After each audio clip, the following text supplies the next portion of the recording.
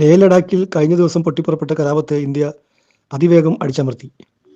ഇസ്രയേലിന്റെ മുന്നറിയിപ്പും ദേശീയ സുരക്ഷാ ഉപദേഷ്ടാവ് അജിത് ഡോവലിന്റെ കൂർമ്മബുദ്ധിയും ചേർന്നതാണ് ഈ നീക്കത്തിന്റെ പുറകിൽ. ഇസ്രയേൽ ചാരസംഘടന ഇന്ത്യക്ക് 2 ദിവസം മുമ്പ് തന്നെ മുന്നറിയിപ്പ് നൽകിയിരുന്നു. ബംഗ്ലാദേശിലും നേപ്പാളിലും നടന്നതുപോലെ ഇന്ത്യയിലും രാഷ്ട്രീയ അട്ടിമറിക്ക് വഴിയൊരുക്കുന്ന ഒരു കലാപശ്രമം നടക്കാനിടയുണ്ട്.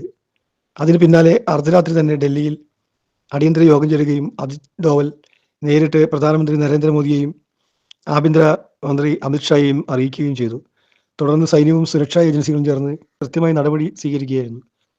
ലഡാക്കിൽ കഴിഞ്ഞ കുറച്ച് ദിവസങ്ങളായി പരിസ്ഥിതി പ്രവർത്തകൻ സോനം വാങ്ചുക്കിന്റെ നേതൃത്വത്തിൽ സമാധാനപരമായ നിരാഹാര സമരം നടന്നു വരികയായിരുന്നു. എന്നാൽ അദ്ദേഹത്തിന്റെ ചില പ്രസ്താവനകൾ തന്നെ ആശങ്കയുണ്ടാക്കി. സമരം സമാധാനപരമാണെങ്കിലും അത് യുവാക്കളുടെ കൈകളിൽ പോയാൽ ബംഗ്ലാദേശ് നേപ്പാൾ മോഡൽ കലാപത്തിലേക്ക് വഴിമാറാം എന്നായിരുന്നു അദ്ദേഹത്തിന്റെ മുന്നറിയിപ്പ്. അതേസമയം ഇസ്രയേലിൽ നിന്ന് ലഭിച്ച രഹസ്യ വിവരങ്ങൾ വലിയ വെളിപ്പെടുത്തലുകളായിരുന്നു. ചൈനയും പാകിസ്ഥാനും ചേർന്നാണ് ഈ കലാപശ്രമം ഉണ്ടാക്കുന്നത്. അതിന്റെ ലക്ഷ്യം ഇന്ത്യയെ അസ്ഥിരപ്പെടുത്തുക എന്നതാണ്.